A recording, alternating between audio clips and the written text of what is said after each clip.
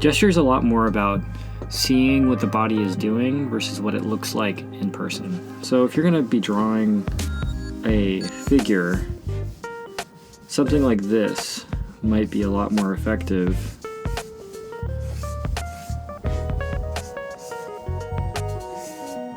because it captures what the body is doing. From here, I could fill in the arms, put in the rib cage, put in the pelvis, and then from there you just build the rest of the figure out.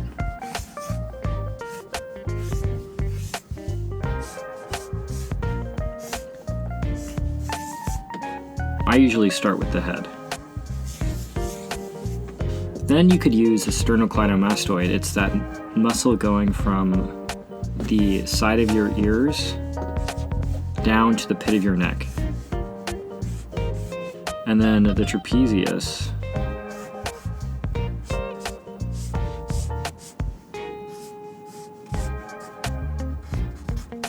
And then something called the acromion process. That's where your traps and your shoulder blades and your deltoids all kind of meet together at the top of your shoulders right here. And then from there, you would draw a line going from the acromion process all the way down to the groin.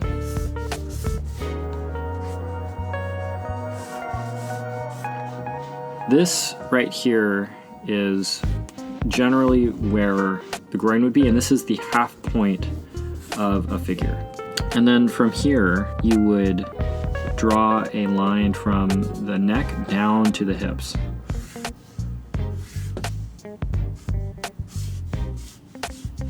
As you can see, you can already start to tell the forward gesture of this pose.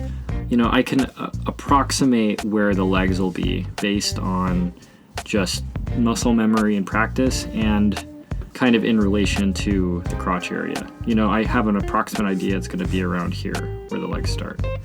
A good trick is to use a triangle for an indication for the groin. This adds structure and emphasizes the gesture of the pose.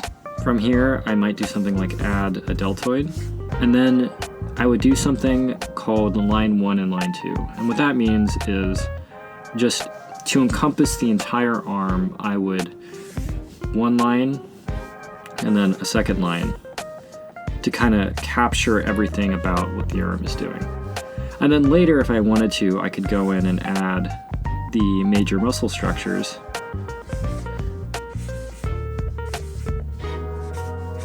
But for now, just leaving it as a good line 1, line 2 drawing is the best I could do. And then from here, if you wanted to add more structure, if we know the acromion process is right here, and we have an approximate idea that the rib cage is around here, we can actually use this line right here to add structure, because we know that this is the side of the body. It's going to do something like this. So we know if we treat this entire thing as a primitive shape, this will be filled in, represent the side of the rib cage that we're looking at. And then from here, we can add the pecs. We can throw in the rib cage, which is usually done just with a basic circle. And then, because we're looking up at the rib cage, because remember the guy is kind of going like this.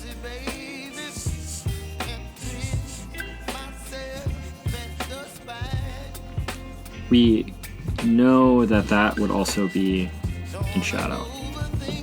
And going off the same logic, if that is going up, that means this is going down. So it would be a circular shape like that.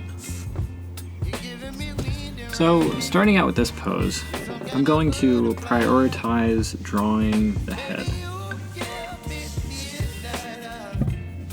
And then from there, I would draw a line going from the corner of the head down to the pit of the neck. This is meant to represent the sternocleidomastoid I was talking about earlier. And then to represent the gesture of the neck, I just use 2 circles, or 2 lines. One thing you could do is you can use a singular line going from the corner of the neck down to the acromion process here, to represent the trapezius and the neck.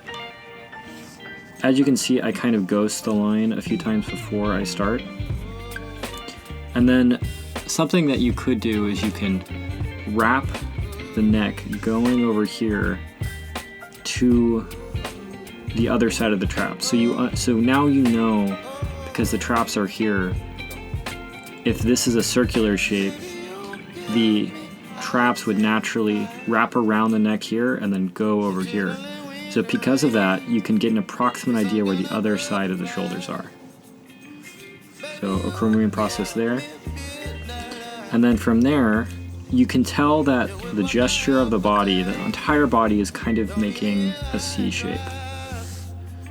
So kind of something like that. And then this is something, kind of a stylistic choice I saw from Eric Gist at the Watts Atelier, where he would indicate the deltoid as kind of a stylistic choice. So I will carry through that gesture.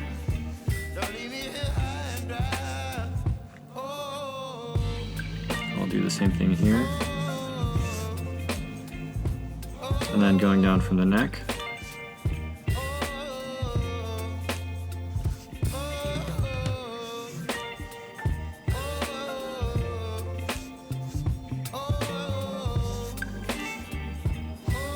So I kind of did something to indicate the entire leg. So this is meant to represent the vastus lateralis, the outer knee, and then the curve of the leg. And then I'll go back in here once I indicate the crotch area and kind of do the same thing. Something that you can do, because we know that this pose is pretty straight, is you could just use a straight to indicate this entire thing. This leg right here is the load-bearing leg, so most of the weight is going to be on here anyway, so using a straight here does help enforce some measure of weight being put down on this leg.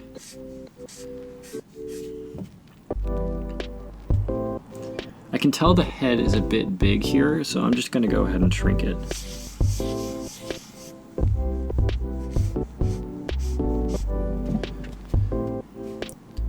And then from here, the shoulder's making that angle, and then the hips are kind of doing this. So using this line going here, I can kind of tell where the other leg is going to be just based off the structure here.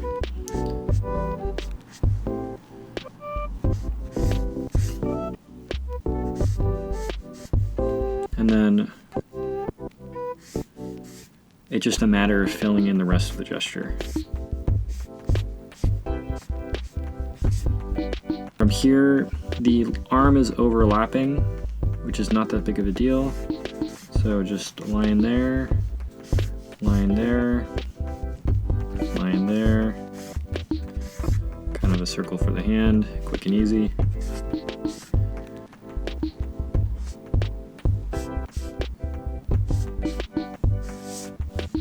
Circle there. Gesture for the arm. So to represent this negative space, we could do one of two things. We could just do that, or we can just indicate it with a quick circle. It's okay to make mistakes when you're drawing. I'm not too happy with this one, but you know, it's practice. It's meant to just, you know, as an exercise, just to get an idea for what the pose is doing. You could take something like this into a piece of concept art or an illustration to tell the story of what this character is doing. There's enough information there to indicate, you know, there's a woman leaning on her arm in kind of a dramatic way. So with this one, you know, you want to try and start the same way. Starting with the head, get the general shapes of the sternocleidomastoid and the neck, down into the traps. You know, again, using that wrapping method I talked about earlier, shoulders there about, kind of the gesture of the clavicle going on there, down into the deltoid, kind of using that thing earlier. And then this is a pretty dramatic shift down, so something like this might work.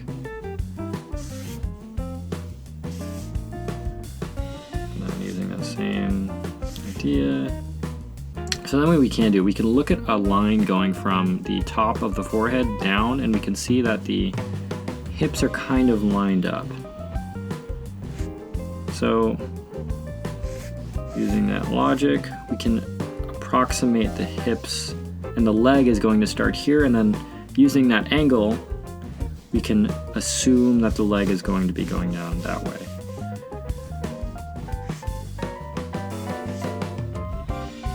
A big part of drawing is just trying to think of tricks and easy ways of skipping steps and approximating things. Realistically, you're going to make mistakes and you're not going to be able to understand everything, but you can get, 60 to 70 to 80% of the way there. And as long as you're close enough, the pose is going to read like what it's supposed to be. Using the deltoid there, in this case, the pecs overlap the rib cage, so there would be an overlap here, down into the breast.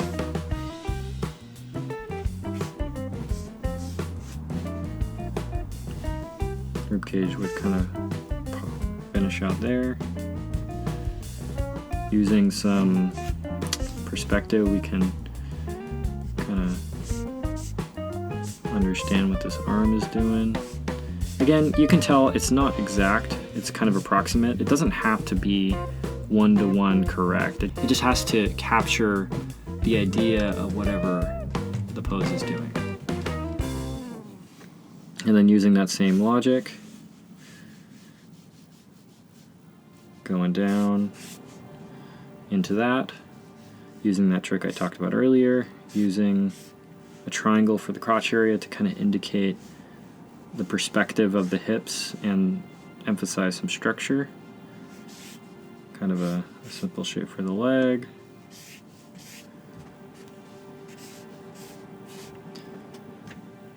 And then down.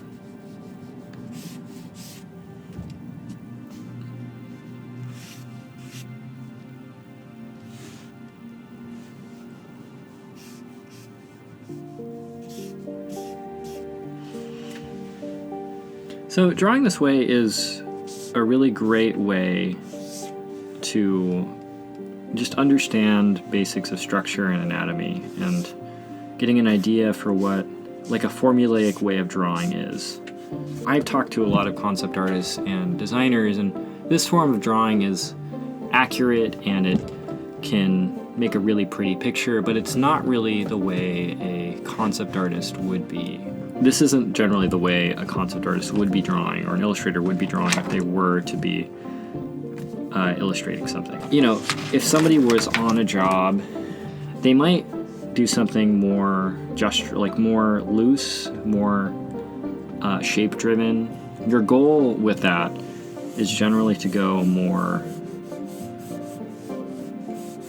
it's fast, it's loose, it's not, the image is not necessarily the final product. You're just trying to communicate an idea.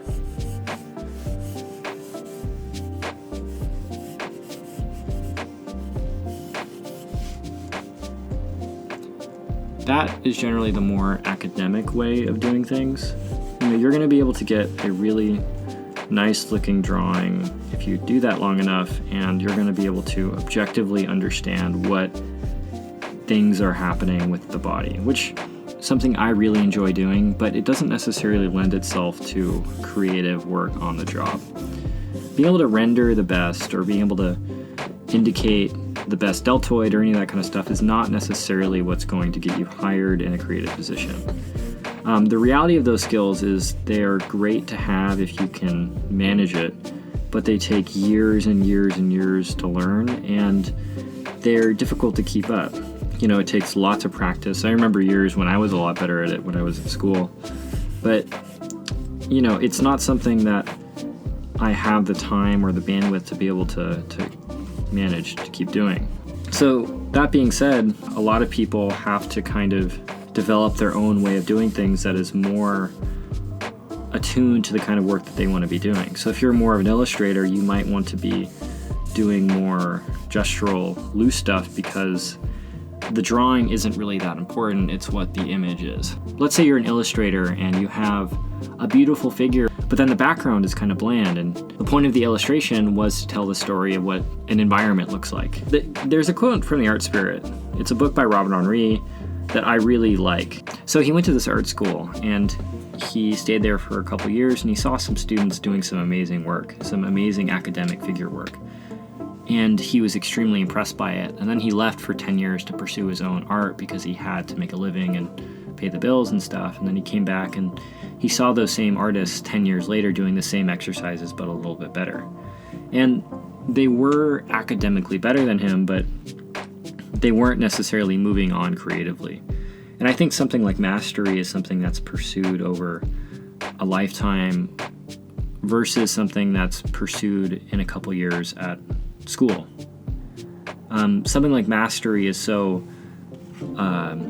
nebulous and hard to quantify that to say that you can become a master in a couple years, I think it's difficult. I suspect there are people that probably have done it, but the point of mastery, I think, is more to say something interesting with your art rather than to be the best technician, the best recorder of nude figure models. Again, something like this is loose, it's messy, it doesn't look the best in terms of just pure realism, but it captures everything that generally you would need to know about the pose if you were to be communicating it. Even compared to this one, which is a lot cleaner, it does a lot of the same things. So you can tell the rib cage is here, the head is here, sternocleidomastoid, just a bit wide in general, but you get the idea. Hey guys, thanks so much for watching. If you did like the video, please consider subscribing. Your support really does help out the channel. Also, if you want to get a critique from me, head over to Proko.com, find my instructor page, and post your drawing on my page. I'll do a little draw over and write up some recommendations for things I think you should do.